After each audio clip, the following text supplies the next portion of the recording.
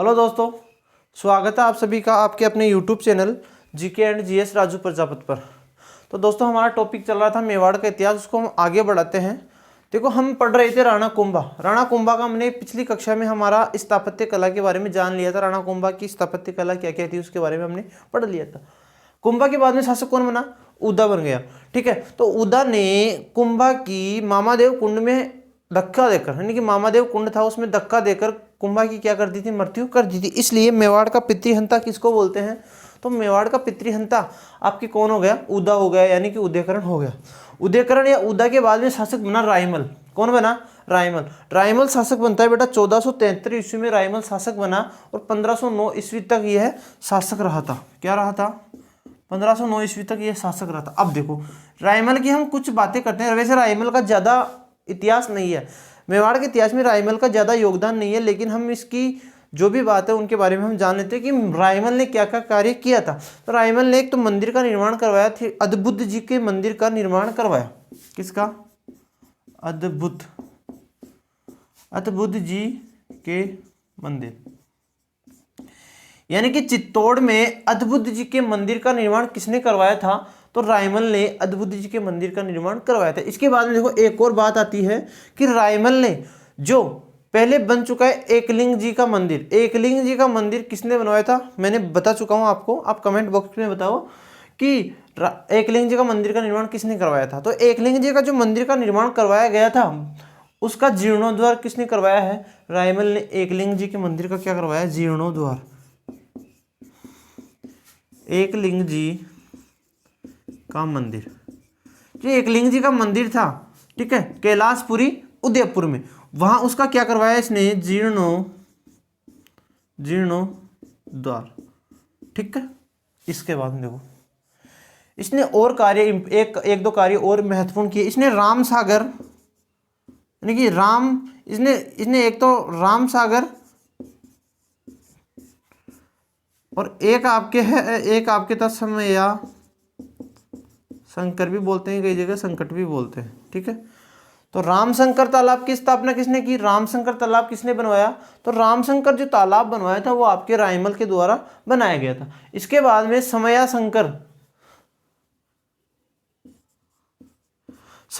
तालाब किसने बनवाया था? तो रामशंकर और समयाशंकर तालाब की स्थापना जो है आपके रायमल के द्वारा ही की गई थी। अब देखो इसका विवाह की हम बात करें तो पिता कौन है? पिता है इसका कुंभा। इसका पिता देखो राव जोधा की पुत्री थी जिसका नाम था श्रृंगार देवी। क्या नाम था? श्रृंगार देवी। श्रृंगार देवी के साथ में रायमल का विवाह हुआ और श्रृंगार देवी ने चित्तौड़गढ़ में बेटा गोसुंडा या गोसुंडी, चित्तौड़ में गोसुंडी भी आता है, कई जगह गोसुंदा भी आता है, तो गोसुंडी बावड़ी का निर्माण करवाया था। तो चित्तौड़गढ़ में गोसुंडी बावड़ी का निर्माण किसने करवाया था? तो चित्तौड़गढ़ में गोसुंडी बावड़ी का निर्माण रायमल की पत्नी, यानी कि रायमल की पत्नी श्रृंगार देवी ने, या जोधा की पुत्री श्रृंगार देवी ने चित्तौड़गढ़ में किसका? गोसुंडी बावड़ी का निर्माण करवाया था। ध्यान रह जाएगा। देखो इसके बारे में इसकी एक और बात जानते हैं कि रायमल के बेटा कितने पुत्र थे। सबसे पहले हम पुत्रों की बात करें तो रायमल के बेटा पुत्र थे 4।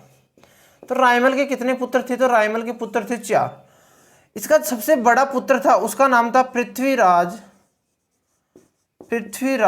सिसोदिया।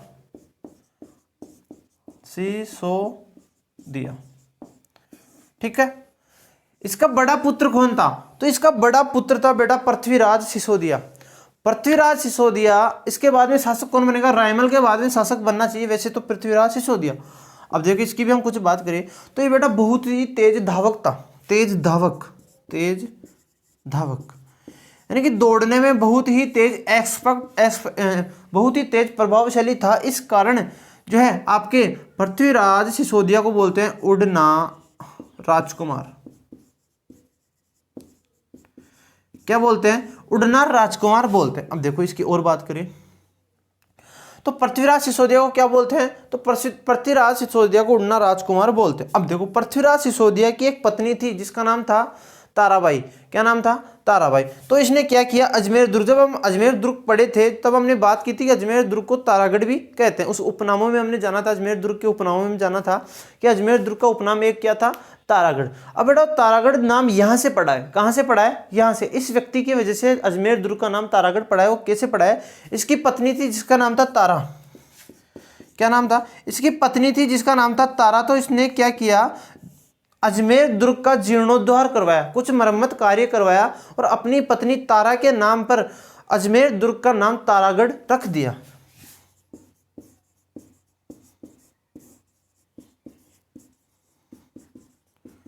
अजमेर दुर्ग का नाम तारागढ़, ठीक है, रखा। तो अजमेर, ध्यान, अब आपको पता चल गया कि अजमेर दुर्ग का नाम तारागढ़ क्यों है, किसने रखा था? तो पृथ्वीराज सिसोदिया ने अजमेर दुर्ग का नाम तारागढ़ रखा था अपनी पत्नी तारा के नाम पर। अब देखो, इसका एक बहनोई था जिसका नाम था जगमाल सिरोही, यानी कि इसका बहनोई था जिसका नाम था जगमाल। जगमाल कहाँ का था? सिरोही का। यानी कि पृथ्वीराज सिसोदिया का एक बहनोई था जिसका नाम था जगमाल। बहनोई यानी बहन का पति, बहन का पति बहनोई था जिसका नाम था जगमाल। और जगमाल कहाँ का था? सिरोही का था। तो इस जगमाल ने क्या किया, इसके साथ विश्वासघात किया और इसकी क्या कर दी? हत्या कर दी बेटा। इस प्रकार पृथ्वीराज सिसोदिया मारे गए। अब देखो इंपॉर्टेंट बात एक और आती है पृथ्वीराज सिसोदिया की, कि पृथ्वीराज सिसोदिया की 12 खंभों की छतरी कहाँ पर बनी हुई है? तो ध्यान रखना, पृथ्वीराज सिसोदिया की 12 खंभों की छतरी बेटा आपकी कुंभलगढ़ दुर्ग में बनी हुई है, ठीक है। तो 12 खंभों की छतरी, हम जल्द ही छतरियों वाला टॉपिक लेकर आपके सामने मैं आने वाला हूं। उसमें हम सभी प्रकार की छतरियां पढ़ लेंगे कि एक खंभे की छतरी, 2 की, 8 की, 12, सभी प्रकार की छतरियां हम पढ़ लेंगे। तो यहां पर ध्यान रखना है, बस पृथ्वीराज सिसोदिया की इतनी ही बात है, ठीक है, ध्यान रह जाएगा। इसके बाद में देखो, इसका दूसरा पुत्र था, यानी कि इसके 4 पुत्र थे, चारों पुत्रों में से एक पुत्र हो गया। इसके बाद में दूसरा पुत्र की बेटा कोई ज्यादा इंपॉर्टेंट बात नहीं आती है। और जो दूसरा पुत्र था आपके, उसका नाम था, दूसरा पुत्र यहां लिख देता हूं मैं, तो दूसरा पुत्र इसके था तो उसका नाम था राय सिंह। कौन था? राय सिंह। इसका जो तीसरा पुत्र था उसका नाम था जगमाल, ठीक है। ये इस प्रकार से इसके 3 पुत्र थे, यानी कि रायमल के 3 पुत्र थे, जिनमें बड़ा पुत्र था आपके पृथ्वीराज सिसोदिया, उसके बाद में पुत्र आता है राय सिंह, फिर आता है जयमाल। कौन था? जयमाल, ठीक है। अब देखो, अब इंपॉर्टेंट फिर से बात आती है कि इसका चौथा पुत्र कौन था? तो चौथा पुत्र वही है जो बेटा आपके रायमल के बाद में शासक बना था, और वो था आपके राणा सांगा। कौन था? राणा सांगा। क्या था?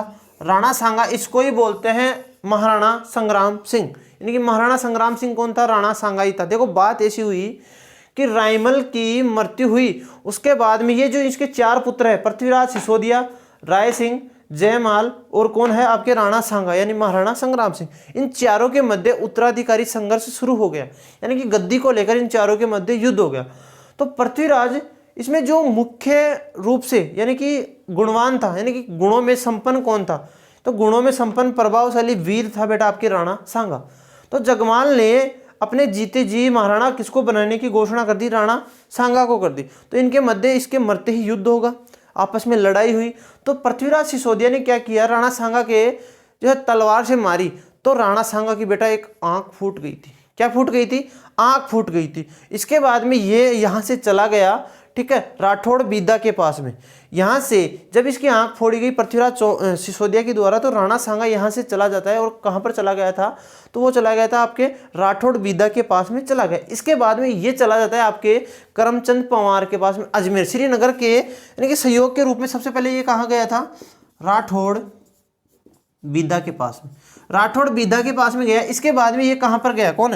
राणा सांगा सहयोग के लिए। फिर इसके बाद में गया बेटा आपके श्रीनगर कौन सा? अजमेर वाला। श्रीनगर अजमेर के गया बेटा करमचंद पंवार, ठीक है। करमचंद पंवार के यहाँ पर चला गया। तो करमचंद पंवार जो है अजमेर वाला राणा सांगा का एक अच्छा मित्र बन गया था। किस प्रकार से बन गया था कि राणा सांगा को महाराणा बनाने में या राजगद्दी दिलाने में जो महत्वपूर्ण योगदान था वो किसका था, वो आपके करमचंद पंवार का था। करमचंद पंवार ने इसको आर्थिक रूप से भी सहायता की और सैनिक रूप से भी सहायता की। इसके बाद में महाराणा जी 1509 ईस्वी में कहाँ के शासक बन गए, मेवाड़ या चित्तौड़ के शासक बने और 1528 तक अपना शासनकाल पूरा किया। इसके बाद में जो हमारा टॉपिक है वो रहेगा हमारे महाराणा सांगा या महाराणा संग्राम सिंह। ठीक है, तो ये थी बेटा आपके रायमल की बातें। ठीक है, रायमल की यही बातें हैं जो आपके सामने पूरी है। देखो एक बार हम फिर से रायमल का रिवीजन कर ले तो रायमल का जो शासनकाल आता है बेटा वो 1473 से 509 ईस्वी के बीच में आता है। इसने क्या क्या कार्य किया, तो रायमल ने अद्भुत जी के मंदिर का निर्माण करवाया, साथ में एकलिंग जी के मंदिर का जीर्णोद्धार करवाया। इसके बाद में रामशंकर और समया संकट नामक तालाब की स्थापना या किसने बनवाया था, तो रायमल ने बनवाया था। इसका विवाह राव जोधा की पुत्री श्रृंगार देवी के साथ में हुआ था, जिसने श्रृंगार देवी ने चित्तौड़गढ़ में गोसुंडा बावड़ी का निर्माण करवाया था। तो ये इसकी प्रारंभिक बात है। इसके बाद में देखो इसके 4 पुत्र थे। रायमल के कितने पुत्र थे, 4 पुत्र थे, जिनमें बड़ा पुत्र जो था वो पृथ्वीराज सिसोदिया था, जिसको उड़ना राजकुमार बोलते हैं। इसकी पत्नी का नाम था तारा। क्या नाम था, तारा। तो इसने क्या किया, अपनी पत्नी के नाम पर तारागढ़ जो आपके अजमेर दुर्ग था उसका नाम क्या रख दिया था, तारागढ़।